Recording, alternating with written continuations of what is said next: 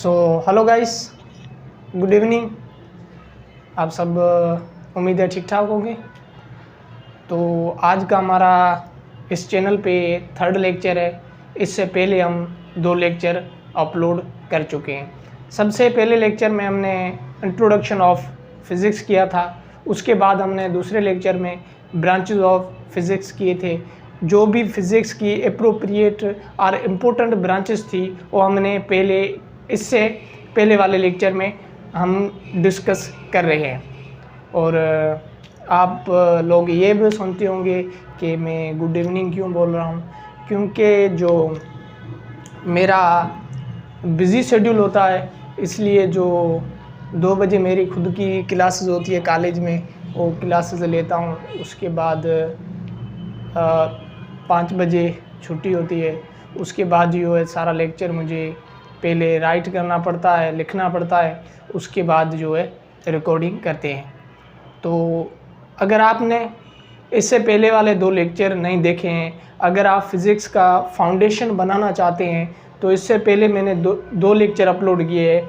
एक जो है इंट्रोडक्शन ऑफ फिज़िक्स, कि हम फिज़िक्स का ओरिजिन कहाँ से होता है, कि फ़िज़िक्स में डेवलपमेंट कैसी हुई है, और फिज़िक्स में एडवांस लेवल की चीज़ें जो है वो कैसे बनी है, ये हमने पहले लेक्चर में डिस्कस किया था। और उसके बाद हमने दूसरे लेक्चर में जो भी फिज़िक्स की ब्रांचेस थी वो हमने डिस्कस किए थे। और आज हम जो है वो 9th का जो चैप्टर नंबर 2 है, जिसका नाम है काइनामेटिक्स।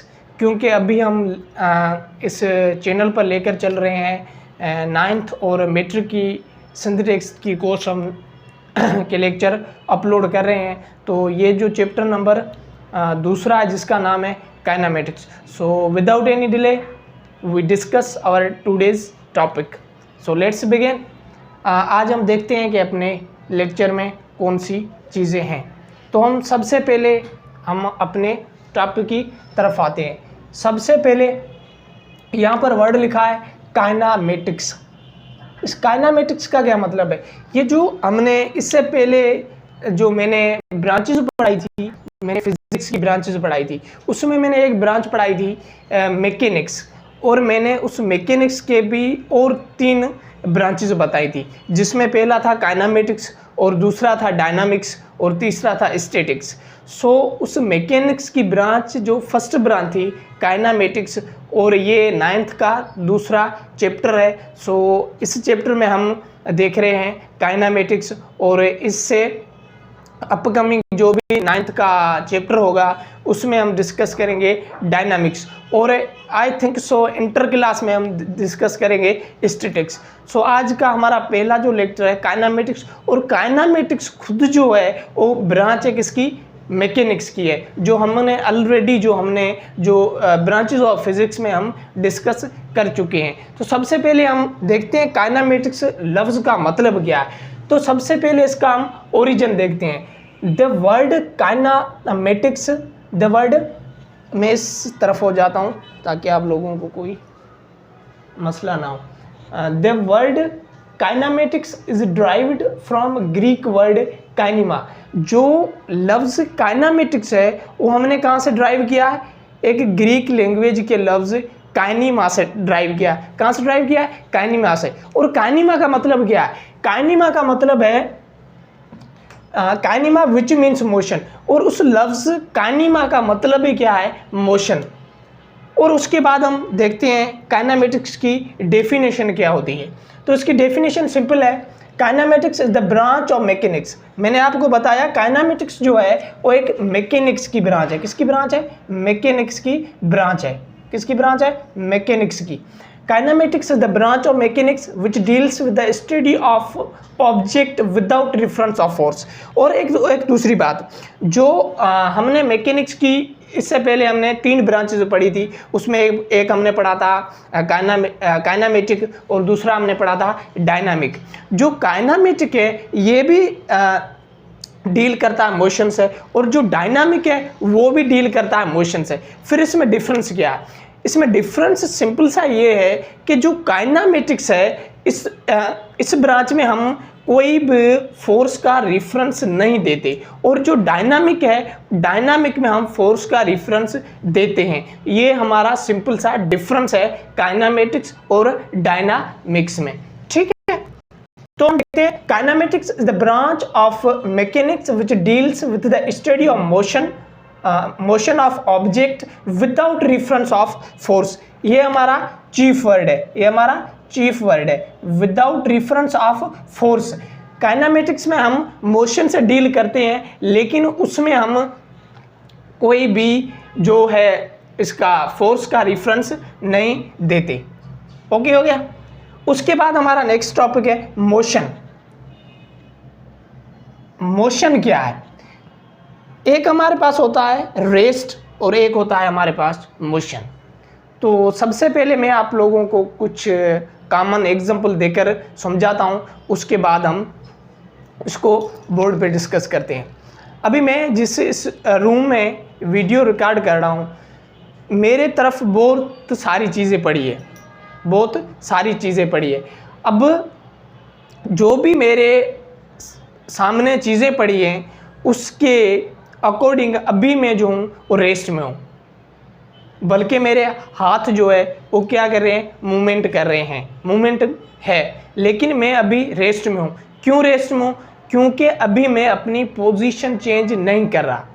अगर मैं अपने सराउंडिंग के मुताबिक अपनी पोजीशन चेंज करता तो फिर मैं कहलाता मैं मोशन में हूँ।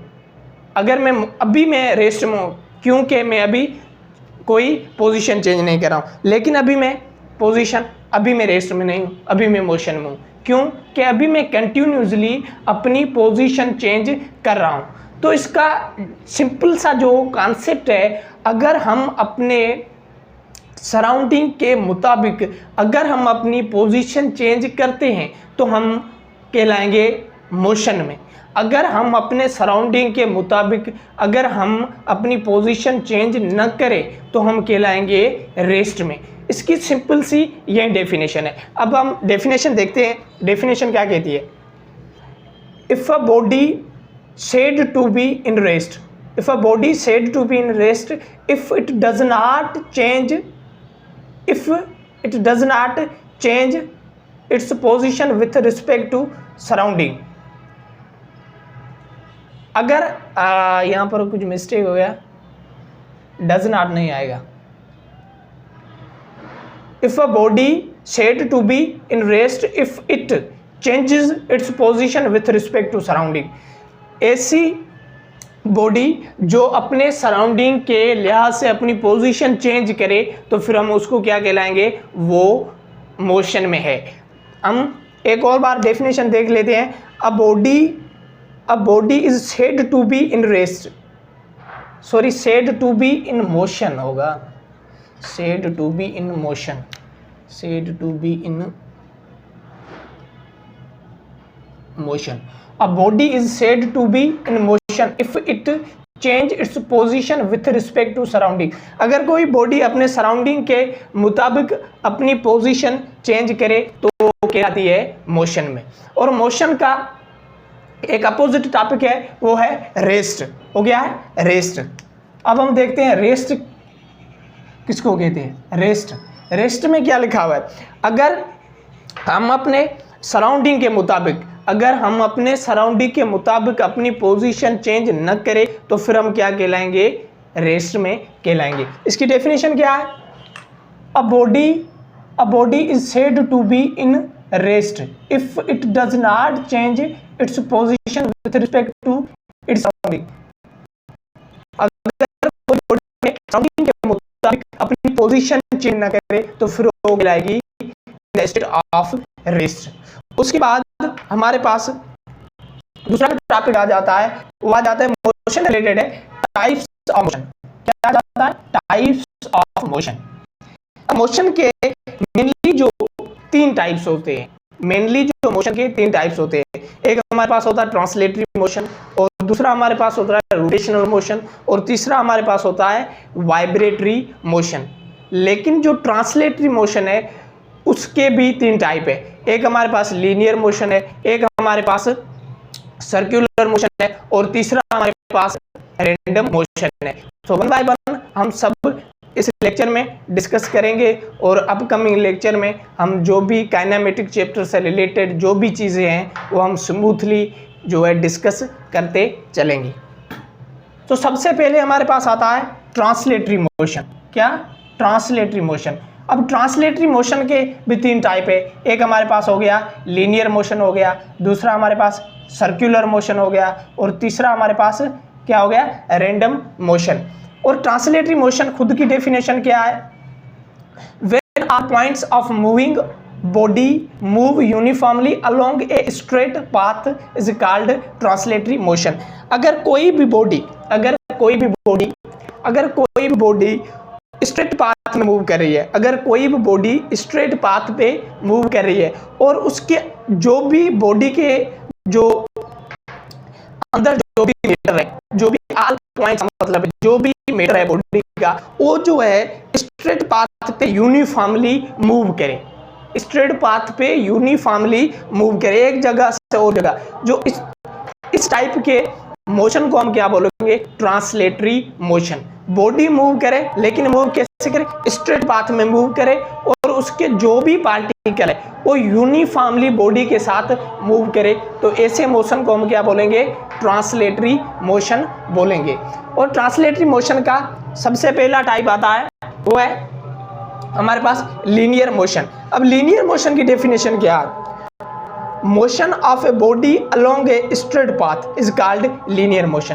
कोई भी बॉडी अगर वो स्ट्रेट पाथ पे मूव कर रही है, कोई भी बॉडी अगर स्ट्रेट, फॉर एग्जांपल ये मेरे पास क्या बुक है, अगर ये हमारे पास कोई भी कार है, कोई भी बॉडी है, अगर ये स्ट्रेट पाथ पर मूव कर रही है, क्या कर रही है? स्ट्रेट पाथ पे मूव कर रही है, तो इसका मतलब है ये जो है लीनियर मोशन में है।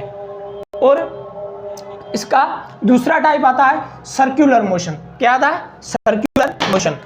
अब सर्कुलर मोशन क्या है? Motion of a body along a circular path is called circular motion. अगर कोई भी बॉडी अगर किसी सर्कल में मूव करे, कोई भी बॉडी अगर किसी सर्कल में मूव करे, तो उस मोशन को हम क्या कहेंगे? Circular motion. क्या कहेंगे? सर्कुलर। कोई भी बॉडी अगर किसी सर्कल में, फिक्स्ड सर्कल में मूव करे, तो ऐसे मोशन को हम क्या बोलेंगे? Circular motion. और उसके बाद आता है हमारे पास रैंडम मोशन। रैंडम लफ्ज से जाहिर हो रहा है, रैंडम किसको हम कहते हैं? इसकी हम सबसे पहले डेफिनेशन देख लेते हैं। Irregular motion of an object is called random motion. अगर कोई भी ऑब्जेक्ट अरेगुलर पाथ पे मूव करे, अरेगुलर पाथ का मतलब क्या है? हमारे पास धुआं होता है, जो धुआं होता है इसकी कोई फिक्स पाथ नहीं होती, ये ऐसे जिगजैग मूव करता रहता है, और दूसरा हम एग्जांपल लेते हैं, जो हमारे पास होते हैं फ्लाइज, मक्खियाँ होती है, मक्खियाँ जो है रैंडम मोशन में फ्लाई कर रही होती है। तो जो किसी भी बॉडी का रैंडम मोशन हो, मतलब कोई फिक्स मोशन ना हो, एक जिगजैग पाथ में हो, तो ऐसे मोशन को हम क्या बोलेंगे? Random motion. इसकी कोई फिक्स पाथ नहीं होती है, जिगजैग में अपनी पाथ को कंटिन्यूसली चेंज करते रहते हैं। और इसके बाद हमारे पास दूसरा टाइप आता है। अभी हमने पहला टाइप किया है, अभी हमने टाइप ए ट्रांसलेटरी मोशन किए, और ट्रांसलेटरी मोशन के हमने टाइप डिस्कस किए। उसके बाद दूसरा हमारे पास आता है रोटेटरी मोशन। रोटेटरी मोशन का मतलब क्या है? रोटेटरी मोशन आपने किसी भी मेलों में देखा होगा कि एक बड़ा सा चरखा लगा होता है, और उसमें छोटे छोटे डब्बे लगे होते हैं, और वो जो हर एक डब्बा जो होता है वो अपने सेंटर से एक फिक्स पॉइंट पर लगा होता है, अपने सेंटर से एक फिक्स पॉइंट पर लगा होता है। इससे बहुत से डब्बे लगे होते हैं, और जब वो जनरेटर होता है या कोई करंट सोर्स होता है, उसको जब स्टार्ट करते हैं तो डब्बे उस सेंटर के घूमना शुरू करते हैं। तो ऐसे मोशन को हम क्या बोलेंगे? Rotatory motion.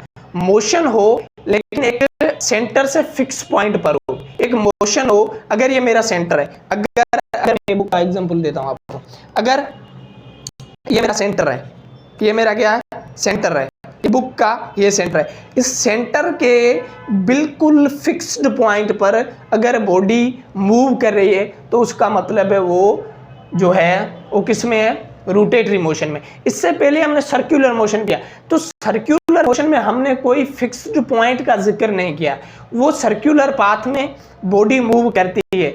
लेकिन जो रोटेटरी मोशन है, रोटेटरी मोशन में बॉडी मूव सर्कुलर पाथ में ही करती है, लेकिन उस जो हर पॉइंट से वो क्या होते हैं, फिक्स होते हैं। तो ऐसे मोशन को हम क्या बोलेंगे, ऐसे मोशन को हम बोलेंगे रोटेटरी मोशन।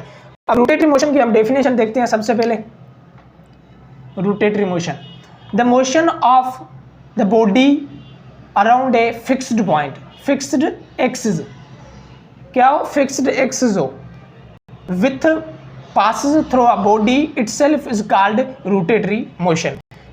अगर कोई बॉडी फिक्स एक्सिस के इर्द गिर्द कंटिन्यूसली पासिस कर रही है तो ऐसे मोशन को हम क्या बोलेंगे, रोटेटरी मोशन बोलेंगे।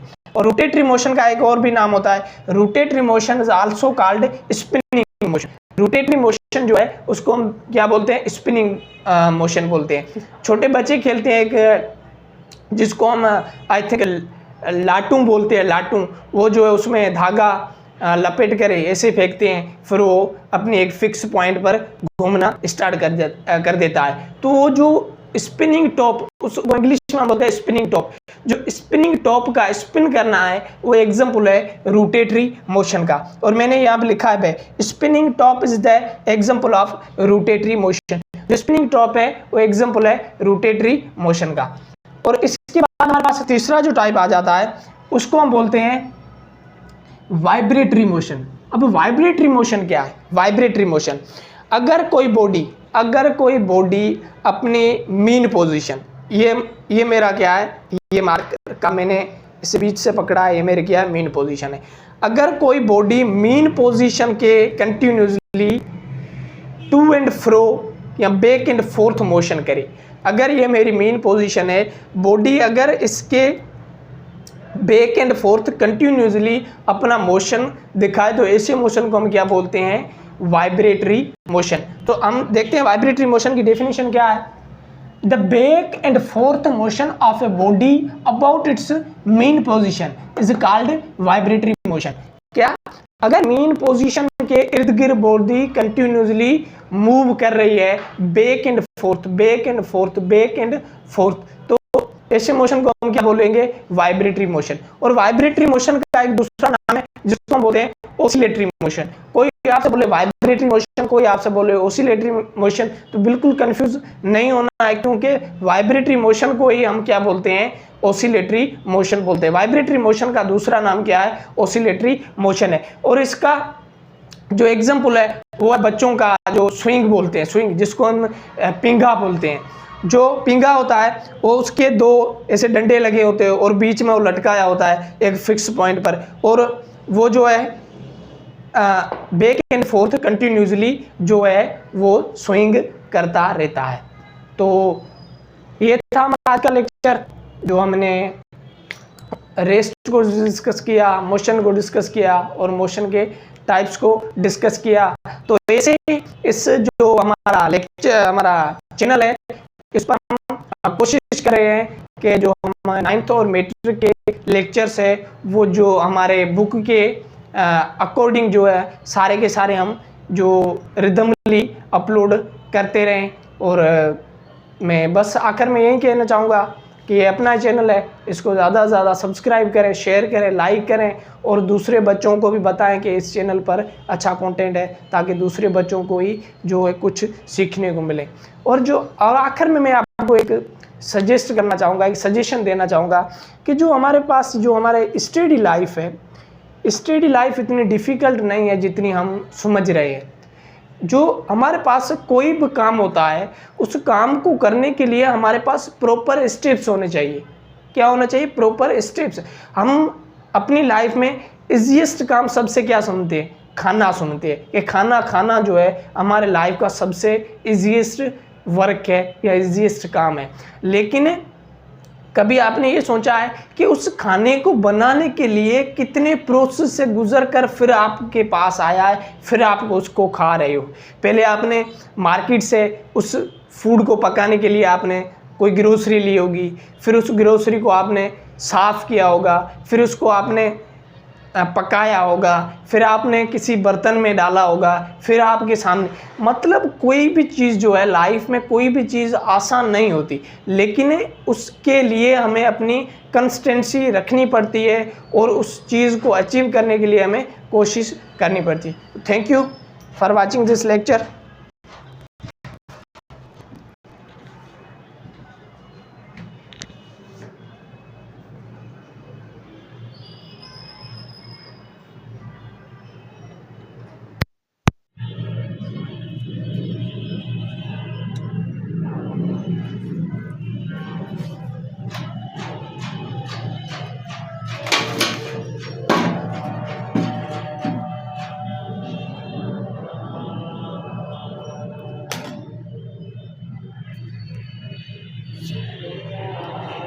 Save it.